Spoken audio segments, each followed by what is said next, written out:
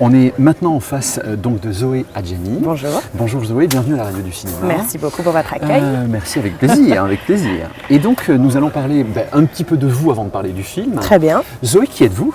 Je suis une comédienne, une jeune femme comédienne de 25 ans en 2024.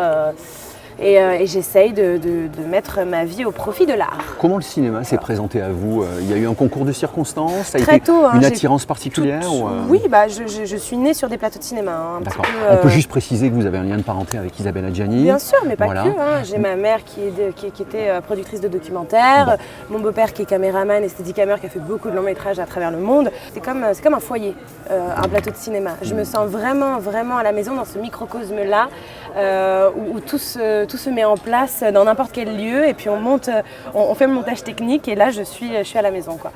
Donc c'est arrivé très tôt dans ma vie, mais après pour ce qui est de professionnaliser ce désir, oui, j'ai commencé à 15 ans. Et donc le personnage d'Annette, c'est un personnage qui est, comment dirais-je, un peu une filiation par rapport à Rachel, puisque par définition, mais vous allez nous en parler évidemment, ce personnage, évidemment, il est un peu le prolongement dans l'histoire, d'une première partie de l'histoire. Et vous allez nous raconter un petit peu comment vous arrivez dans la vie de l'acteur principal, donc en l'occurrence François Touraine. Évidemment, le sujet du film est François Touraine et son talent pour le piano. Et donc cette seconde figure féminine arrive plus tard dans la chronologie du film. Mais je l'ai imaginé comme...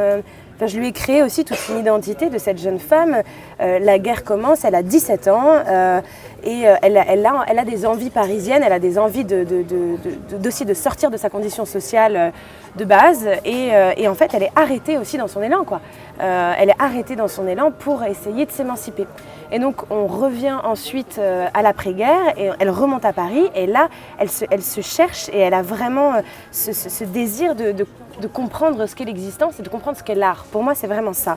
Et elle tombe sur François Touraine dans cette cave, au milieu d'un club de jazz. Donc le jazz qui est quelque chose de nouveau aussi, qui vient d'arriver dans notre société française. Et donc c'est vraiment une explosion de nouveautés pour elle. Et elle va décider, décider je ne sais pas, ça va être instinctif pour elle, de vouloir comprendre qui est cet homme et le révéler pour elle-même et au monde. Et elle va donc tirer un peu les ficelles de ce passé. Pour moi, je vois François comme une grosse François Touraine, le personnage, comme une grosse pelote de laine toute compacte. Et elle va délicatement, ou pas, tirer sur quelques fils pour dénouer tout ça et pour comprendre, en fait. Et moi, j'ai beaucoup aimé cette idée aussi d'avoir un personnage qui se met au service du talent de quelqu'un d'autre. Parce qu'on fait un métier où on est au centre en tant qu'actrice. Moi, Zoé, on fait quand même un métier où on est dans la lumière tout le temps et où c'est notre talent qui doit être révélé.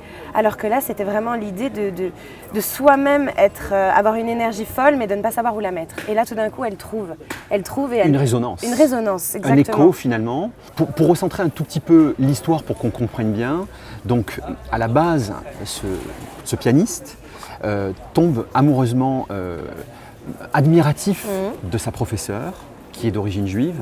On est pendant la Deuxième Guerre, et donc forcément, ça complexifie énormément la situation. Mais lui, je crois, ne le comprend pas au début. Mais bien sûr que non. Oui. Parce que pour lui, il n'y a pas de différence entre les êtres. L'amour, entre guillemets, traverse tout, se positionne au-dessus de tout ça. Tout à fait. Et donc, évidemment, sans raconter la deuxième partie du film, en fait, il se passe des choses, et c'est là où vous intervenez. Mais j'aimerais juste que vous parliez, parce que ce film, finalement, c'est une ode à la musique, à Chopin, à Mozart, etc. Enfin, on entend vraiment de la musique de très haut niveau. Et pour moi, c'est le fil. Vous parliez de pelote, etc. Pour moi, en fait, ce fil-là, c'est la musique. À un moment donné, il se passe quelque chose de très très fort. C'est que vous allez vous posturer par rapport à l'orientation de vie de ce compositeur. Alors ça, je pense qu'on peut en parler, Zoé. Oui, tout à fait. Elle va prendre tous les risques pour le sauver. Oui. Alors, je ne sais pas si elle se place elle-même en position de sauveuse. Je ne suis pas sûre qu'elle soit une... Je pense que c'est une infirmière du cœur, mais c'est pas... Elle ne trouve pas sa propre légitimité en le sauvant. C'est un désir, mais elle ne va pas trouver son centrage en le sauvant lui. C'est une énergie qu'elle a, dont elle déborde, et donc elle va tout donner. Mais c'est ça, une infirmière du cœur. Voilà. C'est très joliment dit, j'apprécie beaucoup la formulation. Mais ces personnages, il y a une espèce de, on peut dire, triangulation. Oui. Et pas dans la même temporalité. Ah, tout à fait. C'est ça qui est intéressant. C'est ça le charme de ce film. Alors, il faut quand même souligner qu'il y a eu un choix très particulier au niveau de la lumière, du choix des costumes, etc. C'est une véritable réussite. Oui. La musique, évidemment, est, je pense, un acteur à part entière. Oui. Et j'ai eu évidemment la chance de le voir un petit peu avant vous, les auditeurs, mais je trouve que c'est absolument fabuleux. Et j'aimerais quand même, pour clôturer un petit peu cette interview, j'aimerais savoir ce que ce film dit de vous. Ma quête là-dedans, c'est la vérité émotionnelle et qui passe là, comme vous dites, par la musique et donc par un langage universel, par l'idée qu'on peut... On peut parler de l'écriture à travers cette lettre. Oui, aussi, bien sûr. Donc l'art de l'écriture, donc finalement c'est l'art en général qui est un peu mis en lumière. Oui, oui, il raconte mon envie de me mettre au service de l'art, en vérité, et de la nécessité de pouvoir l'exprimer dans mes choix artistiques, dans mes choix professionnels, dans mes choix relationnels. Vos décisions oui, au sont service toujours... de la beauté et de l'art, complètement. Ça, je pense que c'est un très joli message, Zoé. Merci pour ça. Merci à vous. Alors, il y a une petite tradition dans la radio du cinéma. C'est qu'en fait, je vais vous demander votre film préféré, parce que je sais que vous en avez un. Ensuite, je vais vous demander votre musique de film préférée. Et puis, je vais vous demander aussi votre réplique préférée. Nous sommes tout oui. Alors, pour mon film préféré, que j'emmènerais sur une île déserte, parce qu'il m'apporterait de la matière toute ma vie, ce serait Le Miroir de Tarkovsky, d'Andrei Tarkovsky. Régisseur Andrei Tarkovsky. Qui est comme un livre de chevet, un film de chevet. C'est une source d'inspiration et c'est un film qui me porte depuis un très jeune âge. Donc finalement, j'ai aussi... Un compagnon. C'est un compagnon. Et il y a une mémoire émotionnelle qui me porte avec ce film depuis toujours. Donc c'est aussi pour ça que je le choisis encore aujourd'hui. Pour la musique, j'ai choisi la groupie du pianiste de Michel Berger. Expliquez pourquoi. Eh bien parce que j'ai aussi des musiques de chevet pour les projets que je fais. Et là particulièrement, c'est une musique qui m'a accompagnée parce qu'elle représente pour moi vachement bien mon rôle, quoi. Et puis j'ai trouvé de la lumière là-dedans, ça m'a beaucoup accompagnée, ça m'a bien fait sourire aussi à certains moments. Donc voilà, Michel Berger. Elle passe ses nuits sans dormir, à gâcher son bel avenir, la groupie du pianiste.